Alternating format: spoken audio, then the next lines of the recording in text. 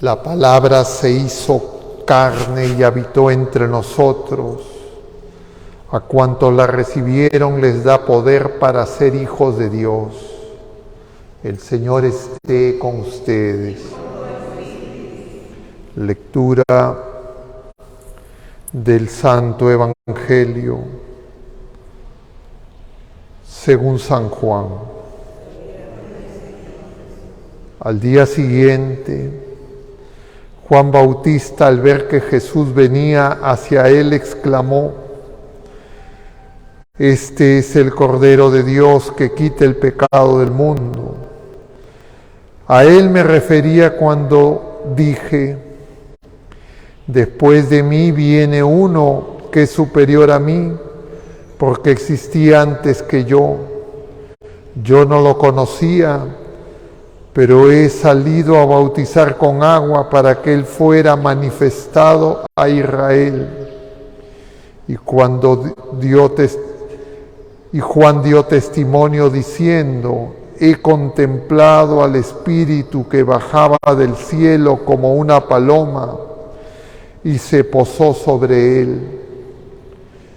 Yo no lo conocía, pero el que me envió a bautizar con agua me dijo: aquel sobre quien veas bajar el Espíritu y posarse sobre él, ese es el que ha de bautizar con Espíritu Santo.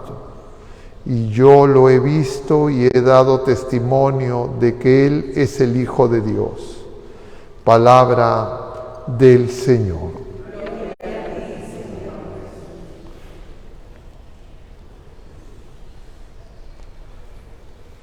Muy queridos hermanos, estamos en este segundo día del tiempo de Navidad, luego de la octava de Navidad, siguiendo de manera continua pasajes del capítulo primero del Evangelio según San Juan. Y ayer, luego de ese prólogo solemne, profundo, que volvimos a leer en este sábado, último día del año calendario, séptimo día de la octava de Navidad, desde ayer ya se habla de hechos que acontecen, diríamos, temporalmente. Se acaba el prólogo y lo que primero aparece es Juan Bautista y esos enviados desde Jerusalén, fariseos, sacerdotes, levitas, que van a preguntarle a Juan quién es él y por qué bautiza. Es decir, ya son acontecimientos temporales en la historia. Juan ya está preparando el camino, como él bien dice: «Yo soy la voz que clama en el desierto», citando a Isaías, y su bautismo es de agua, es decir, su bautismo es de conversión. De conversión para preparar la llegada, para arrepentirse de los pecados, para preparar la llegada del que va a quitar el pecado del mundo, que es el Cordero de Dios, a quien va a señalar Juan. Y eso va a acontecer después del bautismo de Jesús. O sea, este pasaje que se refiere en el día de hoy, que corresponde al primer capítulo, versículos del 29 al 34, acontece ya después de que Juan Bautista ha bautizado a Jesús en el Jordán. El bautismo específicamente no lo va a referir Juan Bautista, estará en los sinópticos, pero lo hace referencia Juan Evangelista. El Evangelio según San Juan hace referencia a que Jesús está bautizado ya en este pasaje, porque la revelación de quién es el Cristo, quién es el justo, la tendrá Juan Bautista en el momento en que bautiza a Jesús. Y Jesús se bautiza mezclándose con los pecadores. Es decir, nos estamos anticipando ya ahora a lo que vamos a celebrar el domingo. Este domingo vamos a celebrar el bautismo del Señor. Acabará el tiempo de Navidad, este año muy breve, pero de manera muy densa y muy condensada, día tras día, Juan nos va a ir refiriendo lo que se va a manifestar en Cristo, en ese misterio de Cristo revelado hacia nosotros, y la revelación es que hay una nueva creación. Y por eso es que igual que en el Génesis, que dice en el primer día, en el principio era Dios, era el Verbo, era la luz, día tras día nos va contando esos primeros días de la creación, esos 7 días de la creación. Eso es lo que hace este Evangelio de San Juan. Y ahora estamos al día siguiente del primer día, o sea, en el segundo día. Y en el segundo día, Juan dice que ve venir a Jesús y señala: este es el Cordero de Dios que quita el pecado del mundo. No que quita los pecados del mundo, sino el pecado del mundo. Es decir, la raíz de todos los pecados. Es decir, la rebeldía contra Dios. Es decir, la soberbia, el orgullo, lo que impide que acojamos a Dios. Y lo señala como Cordero de Dios. Es decir, Jesús es la nueva víctima de la nueva alianza. Ya en el pesebre se presentaba como la víctima, el pan bajado del cielo. De alguna manera Juan está recapitulando todo el Antiguo Testamento en esa palabra, porque ya está anunciando en consecuencia una nueva alianza, ya está hablando en consecuencia que Jesús, como dicen en la primera carta, es el que no tiene pecado, pero que viene a quitar el pecado del mundo. Y en consecuencia también a quitar nuestro pecado. Y nuestro pecado tiene múltiples manifestaciones en multiplicidad de actos, pero tiene una raíz. Y Jesús viene a de raíz sacar ese pecado. Y eso lo hace reinando en nosotros, siendo el Señor, el Rey, el Mesías esperado. Cada uno de estos versículos valdría para que se pueda hablar horas de horas. El tiempo es breve, por eso conviene que uno, una y otra vez, vaya versículo por versículo. Y este que viene es alguien a la que Juan, que es el más grande de los nacidos de mujer, no merece desatarle las sandalias. Es decir, es el Señor. Nosotros no merecemos, no tenemos ningún mérito para acercarnos al Señor. Él no solo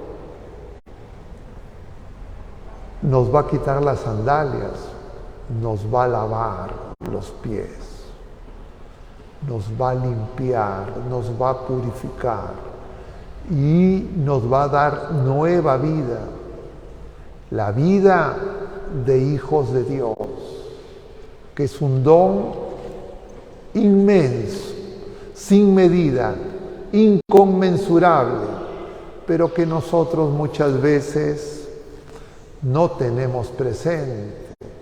No nos asombramos de haber recibido tan grande don, porque las cosas pasajeras, las cosas de este mundo nos distraen, nos dispersan, nos confunden. Y este don es eterno. Por eso nosotros necesitamos contemplar ese misterio del Señor. Y de alguna manera de eso nos habla Juan en la primera carta, que es la primera lectura. Seguimos en el capítulo 2 de la primera carta del apóstol San Juan. Y dice de manera escueta pero profunda: miren qué amor nos ha tenido el Padre para llamarnos hijos de Dios, y en verdad lo somos.